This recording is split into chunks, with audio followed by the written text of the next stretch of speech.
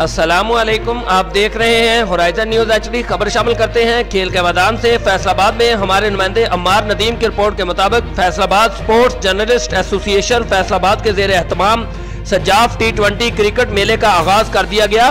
Tournament में सहाफ़ियों समेत मुख्तलिफ डिपार्टमेंट्स की 14 टीमें शामिल हैं। मज़ीद जानते हैं हमारे नुमाइंदे अम्मार नदीम से। जी अम्मार, बताइएगा। जी बिल्कुल, फैसलाबाद बोड़ावाली क्रिकेट ग्राउंड में जर्नलिस्ट एसोसिएशन के ज़ेर एहतमाम सजाफ T20 क्रिकेट मेले का इफ्तिताह कर दिया गया। इफ्तिताही तकरीब के मेहमान खुसूसी डिवीजनल कमिश्नर फैसलाबाद ज़ाहद हुसैन और IG जेल खाना जात पंजाब मिर्ज़ा शाहद सलीम बेग थे।